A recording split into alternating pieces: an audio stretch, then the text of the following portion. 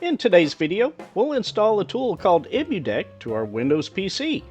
That PC can be a desktop or laptop PC, or a Windows handheld such as the ROG Ally. EmuDeck simplifies the installation and configuration of various emulators to allow you to play all of your favorite retro games. In this video, we'll go through the entire setup process and provide a few tips to help you get up and running with EmuDeck very quickly. I'm John, and welcome to Wagner's Tech Talk.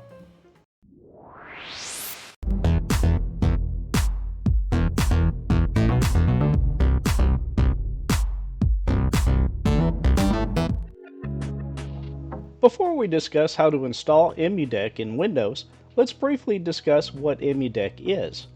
EmuDeck is a tool that you'll download to your computer that automatically performs all of those tasks that you would manually need to do to install various emulators and configure them properly. At the time of this video, EmuDeck was still in beta, so you may find a few bugs here and there. But overall, it does a good job of getting things set up for you. As EmuDeck got its start on the Steam Deck, it does have a reliance on having Steam installed on your Windows computer. The Steam client itself is free to install and to create an account, but it is necessary for the controls to work properly with EmuDeck. In fact, all the games and front ends you'll use will be launched from within Steam.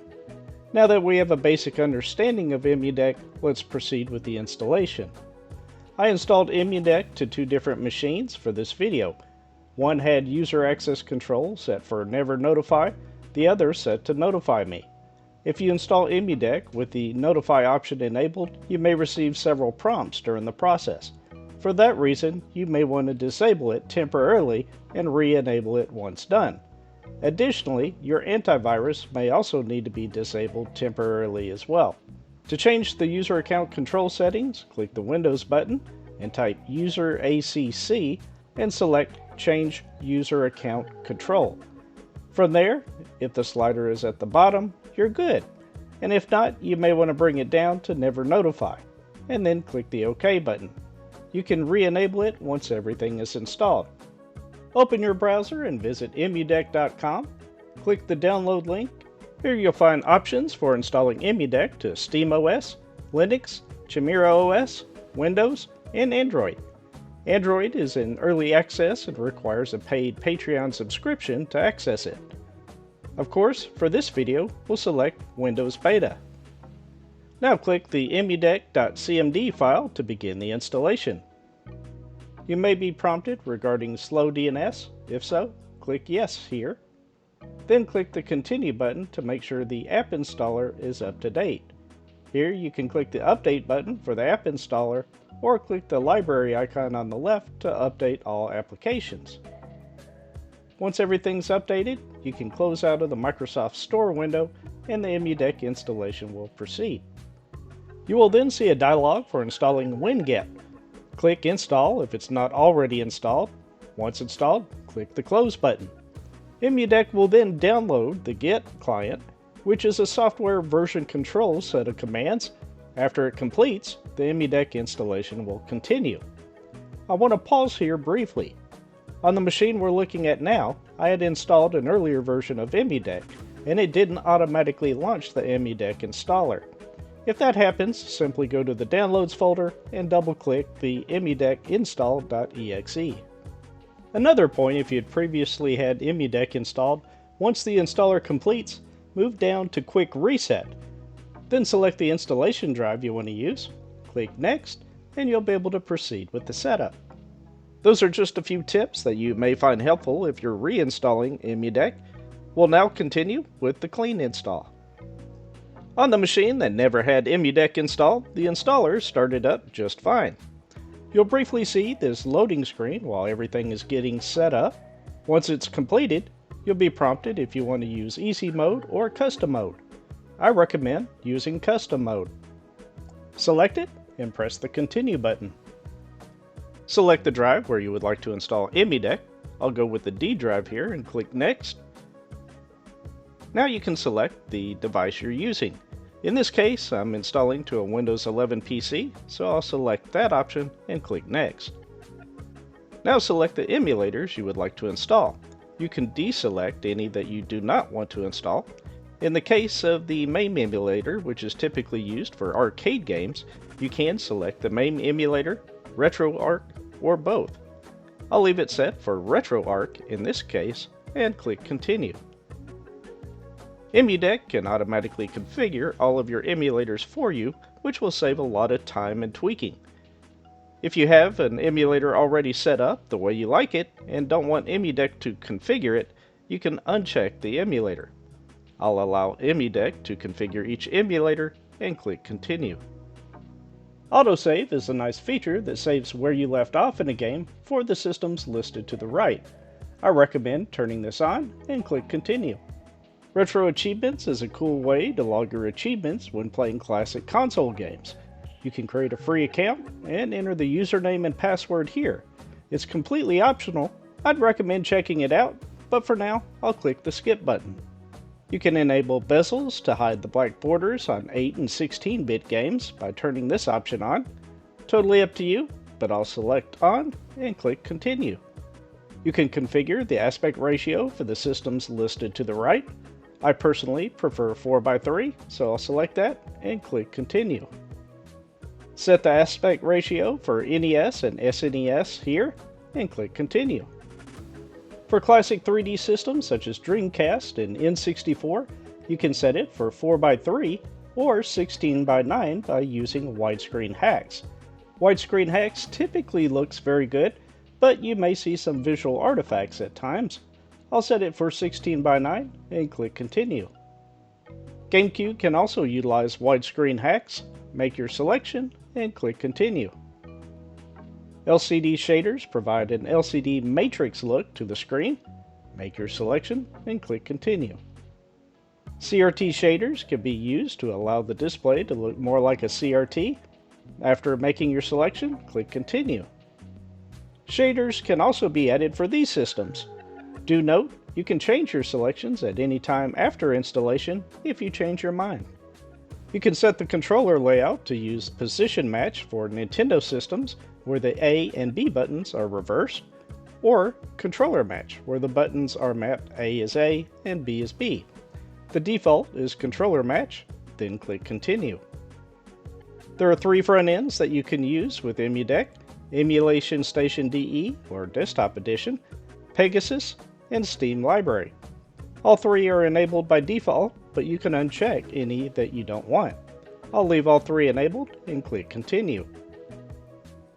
Next, you can use the scroll bar at the bottom to pick a default theme for Emulation Station, make your selection, and click Next. Repeat the same for the Pegasus front end. Here you can set the resolution for each emulator. Keep in mind, some emulators may be more demanding. If you encounter audio or video issues, you can drop the resolution to 720p and that may help. I'll leave all at 1080p or HD and click Next. You'll now be provided with a summary of all the steps EmuDeck will take, what will be installed, configured, your customizations, and where the installation will be saved. If everything looks good, click the Finish button. At this point, EmuDeck will download, install, and configure all the selected emulators, front ends, and software based on your selections. This process will take a little bit of time, so go grab your favorite beverage and come back. Once the installation is completed, you'll see this reminder that EmuDeck is designed to work with Steam input, as we discussed at the beginning. We'll add our emulators and games using Steam Rom Manager and launch them from there. Otherwise, the controls won't work. Here, just click the Next button. Now we'll need to copy our games. Click the Manual Copy option, then the Open Emulation Folder button, and you'll see this message indicating that we'll need to copy our ROMs or games and BIOS files. Go ahead and click Close, and in the next segment, we'll discuss BIOS and ROMs. Next, we'll briefly discuss BIOS and ROMs and where to copy these files. When we selected the installation drive, EmuDeck created a folder called Emulation at the root of the drive. Within that folder are a number of subfolders, but only 2 are of immediate importance. First is the BIOS folder. A BIOS is the basic input and output code from the original system being emulated. Not all emulators require BIOS files, but several do. I can't provide links to where to download BIOS archive packs, but if you use those 3 words with your favorite search engine, you'll likely find what you're looking for. The other important folder is ROMs. Under the ROMs folder, you'll find subfolders for each of the supported emulators. ROMs are the games themselves. They can also often be found by searching for the system name, game, ROM set, archive, or a mix of those keywords. You may also need to know some additional details such as what BIOS files are needed for which emulator or what file types are supported for a given system. You'll find answers to all of those questions on the EmuDeck Wiki. I'll place a link in the description below, but let's take a quick look. On the wiki, if we look under Emulators, Supported Emulators on Windows, we'll see a list of all the supported emulators within EmuDeck for Windows. Assuming we want to use the DuckStation emulator for PlayStation 1 games, we can scroll down until we see DuckStation. Then expand it and select the option for Windows. It informs us to copy the ROMs in the Emulation ROMs PSX subfolder and the needed parsers in Steam Rom Manager, which we'll discuss momentarily, as well as the location where BIOS files should be copied and the name of the BIOS files that are needed. Moreover, if we scroll down further, we can see exactly what file types are supported by the emulator, such as Q, CHD, ISO, just to name a few. Let's take a look at one more quick example, PPSSPP for PlayStation Portable. Again, select Windows, and we'll see where to copy the ROMs. We'll also find that PPSSPP doesn't require any additional BIOS files. For this emulator, all you need are the games themselves, and there are a number of file types that the emulator supports and listed here. Now that we know where to find the details if we need it, we can open File Explorer and copy our BIOS and ROMs. On the left File Explorer window, we have the Emulation subfolder selected on the D drive, where we installed EmuDeck. On the right side is a collection of BIOS files on external storage. I'll select all the BIOS files and subdirectories in that folder, simply right-click, and drag them into the BIOS subfolder and select Copy Here. And that's all there is to copying your BIOS files. To copy the games themselves, go into the ROM subfolder. Inside this folder, you'll find 175 or possibly more subfolders for all the systems EmuDeck supports. You'll copy the games into the appropriate subfolder for each system.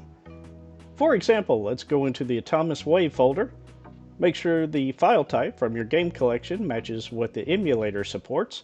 If you need a quick check, double-click the systeminfo.txt file in the folder, and here you can see a list of all the supported file extensions. At that point, it's simply a matter of copying the games into the folder. I'll just select them, right-click, drag and drop, and select Copy Here. You'll then repeat for any other games you want to add to EmuDeck. Now that we've copied over our games, and yes, I did add a bit more, we can move back over to EmuDeck and click Next on Waiting for Manual Copy.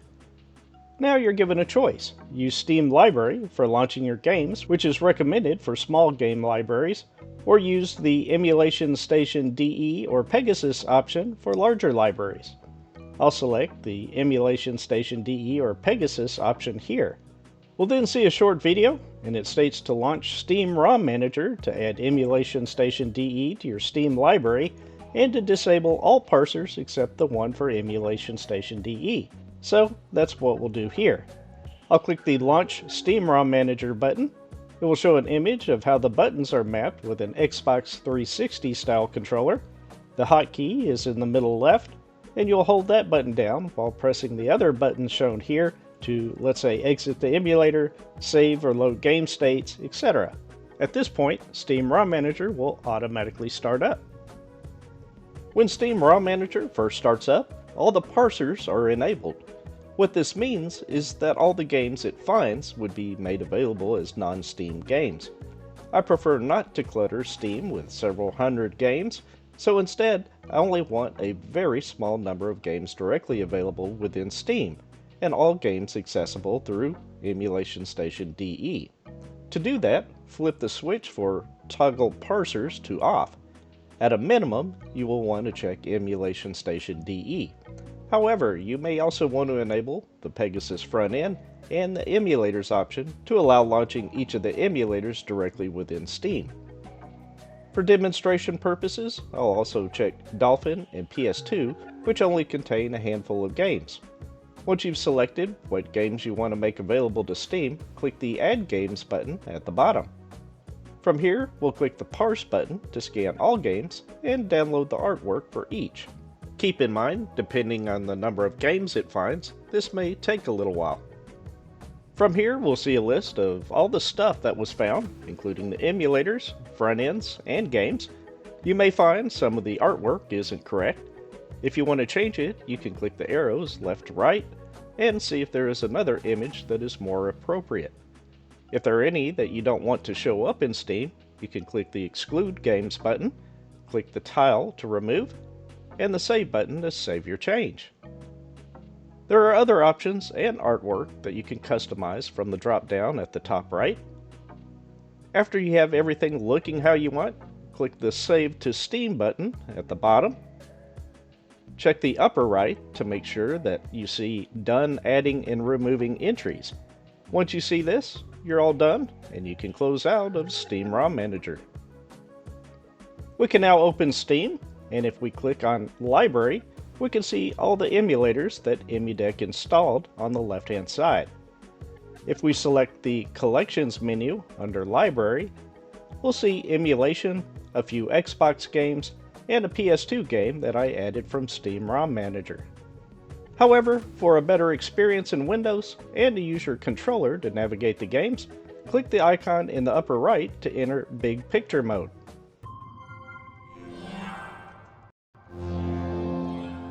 Within Steam Big Picture mode, using our controller, select Library, then select the Non-Steam tab, and under that we'll find any games that we made available to Steam, as well as our emulators and front ends. Remember, all the games we installed are available within Emulation Station DE, so we'll select that and then Play. In Emulation Station, we can see all the systems that were added. Selecting one of them will show the installed games. If we want to change the theme, we can press Start on the controller, select UI Settings, then Theme Downloader, and pick any additional themes we want to install. I'll go ahead and select a theme and download it. After the download completes, we can then select Theme.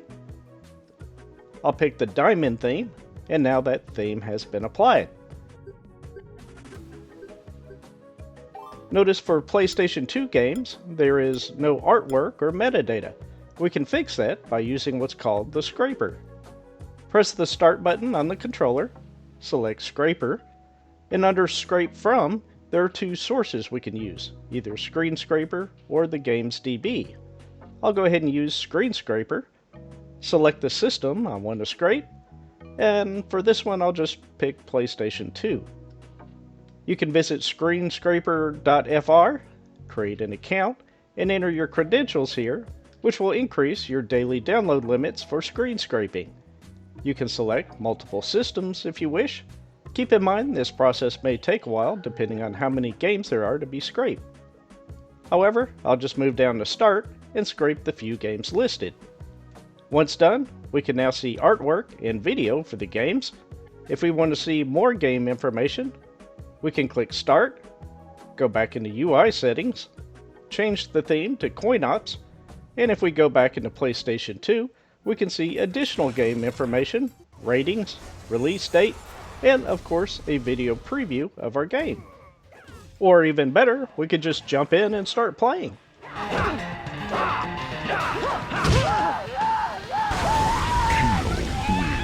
Flawless victory. When EmuDeck was installed, a shortcut was created on the desktop. If you double-click it, you'll enter EmuDeck. Here, you can customize your setup at any time. For example, under Quick Settings, you can make any adjustments such as enabling or disabling autosave, bezels, aspect ratios, and more. From the Manage Emulators option, you can select an emulator, reset the configuration if something gets royally hosed up, uninstall it, view the configuration hotkeys, etc. Within the EmuDeck store, you'll find a number of homebrew and freeware games that you can easily install and play. You can browse by system and install or uninstall the game. There are some fun games here, so definitely check out this feature. If you want to reconfigure Steam Rom Manager, you can select the option here. If you want to completely start over, you can select Settings, then click Remove all added app entries and controllers. I'd recommend only doing this if you really want to start clean with Steam Rom Manager. Using the Quick Reset option, you can go through the setup wizard again if needed. Within Screen Resolution, you can make adjustments to the resolution for any of the emulators. This may be useful if some emulators don't run at full speed or have audio issues at higher resolutions. Additionally, if you want to increase the resolution to 4K, this is where you can make that adjustment. BIOS Checker is a great way to see if you're missing any BIOS files, which may prevent some games from loading. There are a few features, such as Boot Mode, which requires early access from their Patreon page. However, only a small number of features require this option. Cloud Saves is a feature that allows you to sync EmuDeck across multiple installations, but again, this is one of those features that does require a paid Patreon subscription. To get early access to new features, click this option, and it shows the various tiers that are available and the price per month. This will help support the EmuDeck team develop new features and support additional platforms. That brings us to the end of another video. I hope what you saw here will make it easy for you to get up and running with EmuDeck. Let me know in the comments below what you think of EmuDeck and what emulators or games you enjoy playing. If you found this video helpful, please let me know by clicking the like button, and if you haven't already subscribed to the channel, I hope you'll consider doing so. And with that, I look forward to talking with you again very soon.